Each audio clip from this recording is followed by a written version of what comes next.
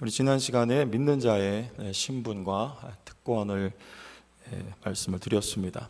핵심은 우리가 그리스도와 함께 묶여 있다는 것이요. 이 세상의 복은 예수님이 복이죠. 그 복되신 예수님과 우리가 연합되어 있으니까 여러분 우리는 얼마나 복이 되었는가 하는 것이죠. 하나님께서는 예수님을 귀히 여기신 것처럼 그래서 우리도 하나님 귀히 여기신다는 것을 말씀드렸습니다.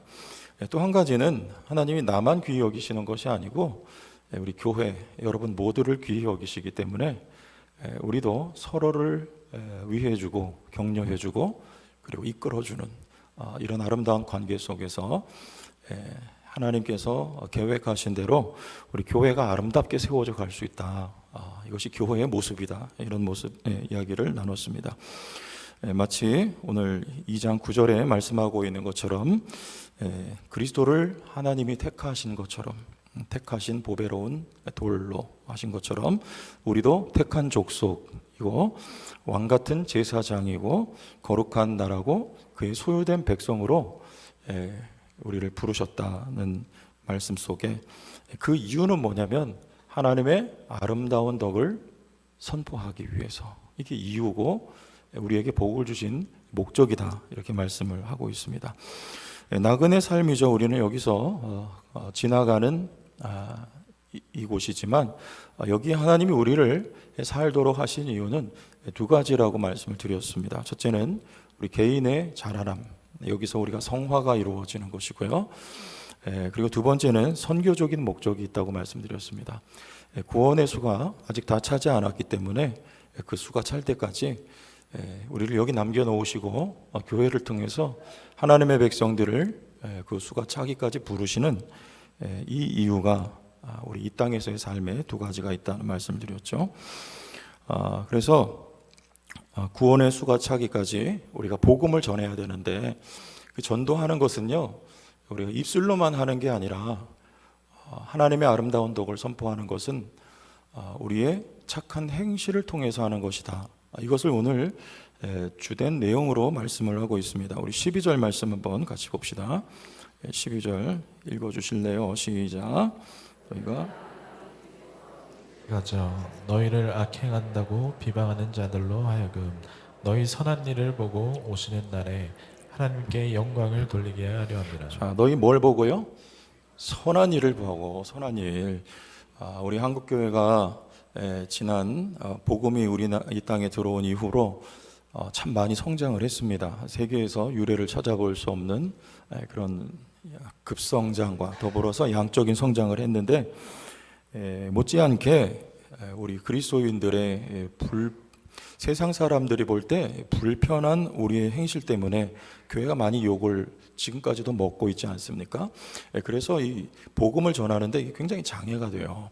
오늘 말씀에서는 입으로 복음을 전하는 것 물론 중요하지만 너희의 행실을 통해서 하나님의 아름다운 덕을 선포해야 된다. 이런 말씀을 우리에게 하고 있는 것이죠. 예수님께서도 우리에게 하신 말씀이 뭐죠?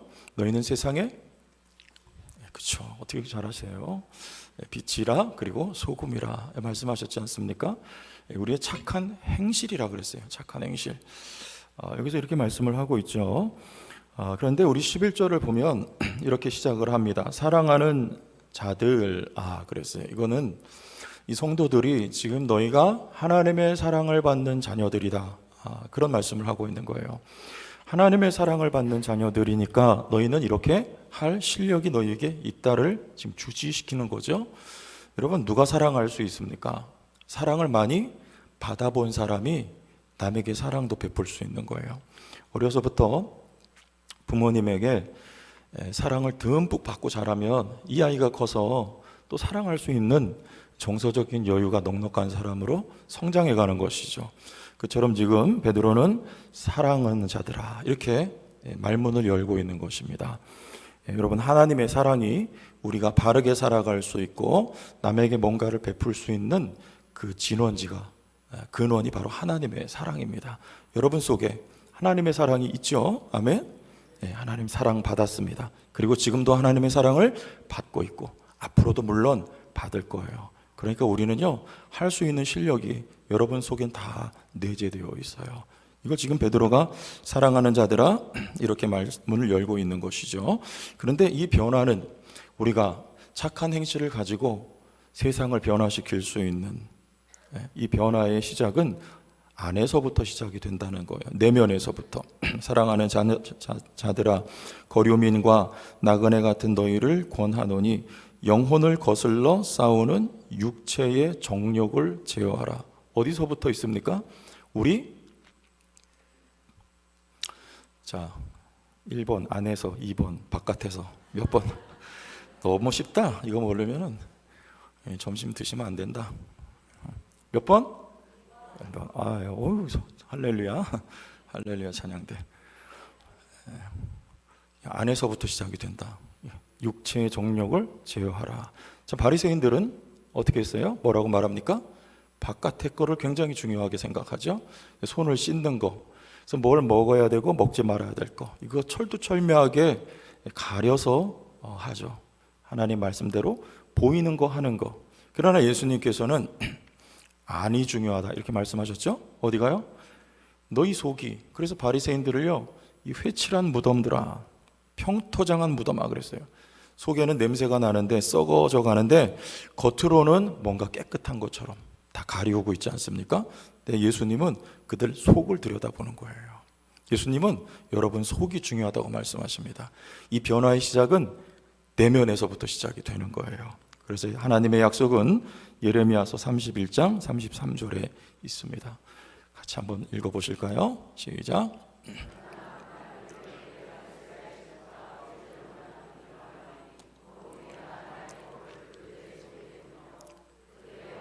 기록하여 나는 그들의 하나님이 되고 그들은 내 백성이 될 것이다. 어디에 기록해요?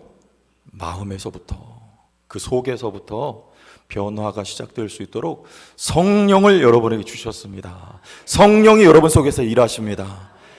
그래서 변화를 일으키시는 거예요. 속에서부터. 여러분, 우리 이 나그네 길에서 배웠지 않습니까? 1장에서 시련 중에서 뭐가 연단이 돼요? 우리의 믿음이 정결하게 보배롭게 연단이 돼요. 그래서 우리 속에서부터 이 변화가, 변혁이 일어나서 이게 안에서부터 바깥으로 나갈 수 있도록 우리 속에서부터 바깥으로 하나님의 아름다운 덕을 선포하기까지, 우리가 빛과 소금으로 살아갈 수 있을 때까지 그 능력의 시작이 여러분 속에서부터, 여러분 안에 계신 성령으로부터 시작되는 줄 믿습니다. 그래가지고 여러분이 계란이 딱 닭이 알을 낳잖아요. 그러면 처음에는 어때요? 그냥 알. 껍데기가 여전히 껍데기 있죠. 근데 그 속에서는 뭐가 시작됐습니까? 창조가 시작된 거예요. 안에서 생명이 꿈틀꿈틀하고 시간이 지나면 알을 딱 깨고 바깥으로 나오지 않습니까? 여러분 속에서는 이미 창조가 시작됐습니다. 새 창조가 시작됐습니다. 우리는 껍질을 깨고 나오는 것보다도 여러분 새로운 몸을 입게 되는 거예요. 부활에 이르기까지 그 생명의 시작은 이미 여러분 속에 시작이 된 줄로 믿습니다. 그래서 베드로가 말하는 거예요. 너희 바깥으로, 안에서 바깥으로 하나님의 아름다운 덕을 선포하는 자리까지 나가야 된다. 이런 이야기를 지금 11절에서 하고 있는 것입니다. 그래서 우리 12절을 보면 이런 말씀, 아까 우리 읽었는데, 선한 일을 보고 너희를 악행한다고 비방하는 자들로 하여금 너희 선한 일을 보고, 그랬어요. 선한 일을 보고 하나님께 영광을 돌리게 하려 함이라, 이렇게 말씀을 합니다. 자, 여러분, 그러면 지금 이 성도들이 살아가고 있는 이 삶의 정황은 어떤 상황이었느냐, 우리 그걸 알아야지 이 말씀이 이해가 되죠. 어떤 상황이냐면 이런 거예요. 우리 19절로 내려가 볼게요. 19절 읽읍시다. 시작.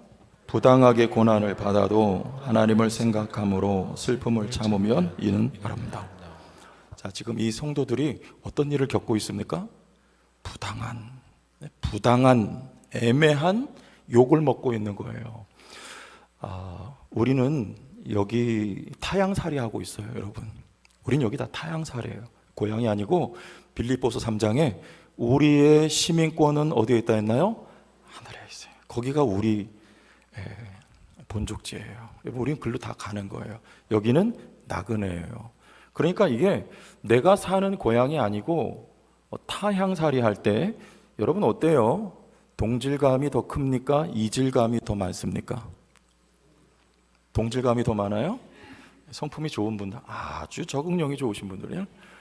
여러분 우리는 이 세상에 이 당시에 택함받은 흩어진 나그네들 이렇게 표현을 했어요. 택함받은 흩어진 나그네들, 각처에 흩어져 살아갈 때 그 이방인들 가운데에 성도가 살았어요. 그러니까 이 성도들은요, 상호간에 믿지 않는 사람과 이 성도 간에 이질감이 큽니다. 왜냐하면 생각이 다르고 언어가 다르고 삶이 달라요. 세계관이 달라요. 가치관이 달라요. 너무 이질감이 커요. 그러니까 이 세상 사람들이 이 그리스도인을 보고 많이 오해하고, 여러분 여기 지금 부당한 대우를 하는 것입니다. 부당한 대우를 하는 거예요. 저는 그렇게 생각해요. 예수 믿는 사람이 안 믿는 사람하고 친구가 될 수도 있겠죠. 그런데 그 안 믿는 사람과 친구가 되었을 때, 그 안 믿는 사람과 너무 좋아한다, 사이가 너무 좋다, 그런 경우 있을까요? 그래서 죽고 못 산다, 안 믿는 친구와. 여러분 그거 저는 제가 생각할 땐 좀 정상은 아닌 것 같아요. 예수 안 믿는 사람과 죽고 못 살 수는 없어요. 우리가 그 영혼을 하나님께 인도하기 위해서 섬기고 사랑하고 잘 대해줄 수는 있지만, 뭔가 소통이 이루어져서 죽고 못 사는 관계가 안 믿는 사람하고 이루어진다면 그건 누군가를 의심해 봐야 되는 것 같아요. 여러분 이질감이 있겠죠? 당연히 있습니다. 당연히 있어요. 안 믿는 세상과 믿는 사람, 여러분 그런 이유 때문에 많은 오해를 그리스도인들이 지금 받고 있는데, 어떤 오해였냐면 이런 거였어요. 황제 숭배를 예수 믿는 사람들은 거부했죠. 로마 황제는 신이에요. 그래서 주는 오직 로마 황제, 그를 향하여서 주라고 해야 돼요. 그리스도인들은 그거 아니다, 우리는 예수 그리스도가 주이시다, 이거를 굽히질 않아요. 그러니까 이 그리스도인들은 로마 정부에 대한 반역자들로 낙인이 찍힌 사람들이에요. 그리고 또 성찬을 하지 않아요? 그러면 이는 내 살이요, 이는 내 피요, 너희의 신령한 음료라, 이렇게 하지 않습니까? 그러니까 인육을 먹는 사람들로 그렇게 오해를 했어요. 심지어는 잔치에서 아이들을 죽여서 먹었다는 비난도 받습니다. 그리고 근친상간하는 자들, 형제여 자매여 이렇게 호칭하지 않습니까? 그리고 가정 파괴자들, 그리고 노예들을 선동하여서 반란으로 인도하는 주동자들, 이게 다 그리스도인들에 대한 오해예요. 그리고 그런 이유들로 그리스도인들을 여러분 핍박을 했습니다. 여기 지금 이런 상황이에요. 부당하게 고난을 받아도 사실과 다릅니다. 사실과 달라요. 이런 상황 속에서 우리 예수 믿는 사람들은 어떻게 대처해야 하는가 합니다. 우리 베드로전서 3장 9절로 가보겠습니다. 베드로전서 3장 9절. 자, 여기는 같이 한번 크게 읽어봅시다. 시작. 악을 악으로 욕을 욕으로 갚지 말고 도리어 복을 빌라. 이를 위하여 너희가 부르심을 받았으니 이는 복을 이어받게 하려 하심이라. 여러분 근거 없는 애매한 모함이나 여러분 소리를 들을 때, 또는 그런 부당한 대우를 받을 때 이렇게 하라고 말씀합니다. 악을 악으로 욕을 욕으로 갚지 말고 도리어 뭐하라? 복을 빌라. 할렐루야. 그렇게 하시길 바랍니다. 이를 위하여 너희가 부르심을 받았다. 여러분 우리는 복을 위해 부름받은 사람들이에요. 아브라함에게 너는 복이 될지라 하시고, 그 아브라함으로 말미암아 모든 민족이 복을 받으리라 말씀하셨어요.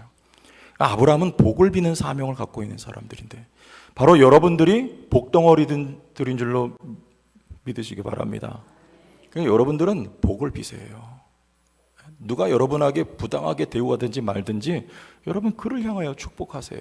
그래야 뭘 이어받아요? 이는 복을 이어받게 하려 하심이라. 여러분 기억하십시오.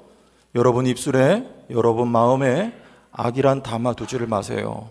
여러분은 이미 복이 된 존재들입니다. 여러분 마음에 복만을 담아두시고 여러분 입술에는 복만을 말하시길 바랍니다. 복은 복을 낳고 악은 악을 결과맺게 합니다. 여러분 축복을 말하세요. 축복을 말하세요. 그렇게 선을 행하라 그 말이에요. 자, 그래서 오늘 우리 12절부터 17절은 그래야지 우리가 이런 배경을 가지고 보면 이해가 되겠죠. 12절만 한번 보실까요? 너희가 이방인 중에서 행실을 선하게 가져 너희를 악행한다고 비방하는 자들로 하여금 너희 선한 일을 보고 오시는 날에 하나님께 영광을 돌리게 하려 함이라. 13절 인간의 모든 제도를 주를 위하여 순종하되 혹은 위에 있는 누구에게? 왕이나. 여러분 황제에게, 로마 황제에게, 왕에게, 또는 그 다음 절에 보면 총독에게. 그리스도인들이 속마음으로 여러분 순종하고 싶은 마음이 들까요? 안 들겠죠. 지금 핍박의 상황 속에 있지 않습니까? 오늘 같으면 어떻게 할까요? 교회가 나름 힘이 있어요. 믿는 사람만 모아도 거의 1000만 가까이 됩니다. 뛰두르고 깃발 들고 여러분 광화문으로 나가. 정부에 우리가 저항할 수 있겠죠. 그러나 여기 말씀에는 그렇게 하지 말고 어떻게 하라는 거예요? 너희의 선한 행실로 그들의 입을 막아라. 그리스도인들은 선한 행실을 위하여 부름받았고 그리스도인들은 축복을 위하여 부름을 받았습니다. 이 말씀에 부합하게 너희가 살아. 너희의 선한 행실로 하나님께 영광을 돌리게 하라. 그 말씀이며 18절은 종들에게 읽읍시다. 18절 시작. 사환들아 범사에 두려워함으로 주인들에게 순종하되 선하고 관용하는 자들에게만 아니라 또한 까다로운 자들에게도 그리하라. 여기 사환은 노예예요. 노예. 당시에는 노예 제도가 있었습니다. 그런데 이 예수를 믿은 노예들은 다 자유예요. 그리스도 안에서는 우리 모두가 형제지 주인과 종이 없습니다. 우리의 주인은 예수 그리스도예요. 우리는 모두가 다 그의 종이에요. 그래서 주종 관계가 아니라 모두 형제 관계예요. 그럼에도 불구하고 뭐 하라는 거예요? 까다로운 주인에게라도 너희가 순종을 해라. 왜? 누구 앞에서예요? 하나님 앞에서라는 거죠. 자, 누가 그렇게 하셨냐면 주님이 그렇게 하셨습니다. 우리 22절과 23절을 보면 되겠습니다. 22절을 그는 죄를 범하지 아니하시고 그 입에 거짓도 없으시며 23절 시작. 욕을 당하시되 맞대어 욕하지 아니하시고 고난을 당하시되 위협하지 아니하시고. 거기까지. 주님은 어떻게 하셨어요? 여러분 주님처럼 애매한 소리 많이 들은 분 또 없어요. 예수님은 이단 소리 들었어요. 이단. 나사렛 예수, 괴수, 이단. 누가 저한테 이단이라고 하면 좀 뭐라 할까요? 속에서 부글부글 끓을 거예요. 그리고 저도 갚아줄 거예요. 네가 이단이지. 예수님은 어떻게 하셨어요? 욕을 당하시되 맞대어 욕하지 않으셨습니다. 빌라도는 예수님 십자가에 내어줄 때에 그 십자가 위에 죄패를 하나 붙였어요. 뭐라고 붙였냐면 나사렛 예수 유대인의 왕 이렇게 붙였어요. 여러분 이건 사실을 기록한 게 아니고 조소하는 거죠. 조롱하는 거죠. 그런데 이 말을 유대인들이 볼 수 있도록 히브리어로 그리고 헬라어로 그리고 로마인들 위해서 라틴어로 기록했대요. 요한복음에 보니까. 예수님은 세계적인 망신을 당한 거예요. 그럼에도 불구하고 예수님은 욕을 당하시되 맞대어 욕하지 아니하시고 고난을 당하시되 위협하지 아니하시고. 23절 그 다음 읽어봅시다. 찾으셨나요? 오직 공의로 심판하시는 이에게 부탁하시며. 할렐루야. 여러분 이렇게 하시길 바랍니다. 맞서지 마세요. 도리어 복을 빌어주세요. 하나님이 주권자시고 하나님이 공의로 심판하십니다. 하나님 손에 맡겨요. 여러분 손으로 악을 행하지 마세요. 다윗의 손으로 사울을 해결하지 않았습니다. 이게 다윗의 믿음이에요. 하나님 손에 맡겼습니다. 하나님이 심판하시는 거예요. 그래서 주님은 이렇게 하세요. 우리 쭉 올라가서 12절로 올라가 봅시다. 12절. 너희가 이방인 중에서 행실을 선하게 가져 너희를 악행한다고 비방하는 자들로 하여금 너희 선한 일을 보고, 무슨 날입니까? 오시는 날이 있어요. 할렐루야. 오시는 날은 성경에 방문하신다는 말입니다. 우리 하나님이 구약 성경의 방문은요, 언제 하냐면 자기 백성에게 구원을 베풀기 위해서, 첫째. 두 번째는 심판하기 위해서 오세요. 예를 들면 우리 출애굽할 당시에 하나님께서 방문하셨다 그래요. 자기 백성들을 건져내기 위한 것이고, 바벨론 포로 생활에서 하나님이 방문하십니다. 자기 백성을 구원해내시기 위한 것이죠. 사무엘상 2장에 한나에게 하나님이 방문하셨다고 해요. 한나에게 복을 주시기 위해서. 그리고 이스라엘 백성들을 사사기를 종식시키고 그들을 어둠 속에서 구원해내기 위해서 하나님이 자기 백성을 방문하십니다. 신약에 누가복음 1장 68절, 여기만 한번 확인하고 갑시다. 같이 읽습니다. 시작. 찬송하리로다 주 이스라엘의 하나님이여 그 백성을 돌보사 속량하시며, 여기 돌보사, 이게 방문하신다는 말이에요. 지금 뭐 하러 찾아오신 것입니까? 예수 그리스도를 보내주시고 자기 백성을 구원하기 위해서 하나님이 방문하시는 거예요. 이 방문하신다는 것은 종말론적인 의미에서 예수 그리스도가 이제 재림하실 그때를 말씀하기도 하지만, 여러분 개인의 삶에도 하나님이 반드시 방문하실 때가 있어요. 믿음으로 고난 속에서 하나님만을 바라보며 의를 행하고 착한 행실로 하나님께 영광을 돌리며 믿음으로 산 자들에게는 하나님이 찾아오셔서 복을 주시고, 반대로 악을 행하는 자들에게는 하나님이 심판하러 오십니다. 죽어서 심판하려, 죽어서 천국 영생 복나가 아닙니다. 이 땅을 살아가는 동안에 하나님이 반드시 여러분을 찾아오신다는 거예요. 사울은 기고만장했습니다.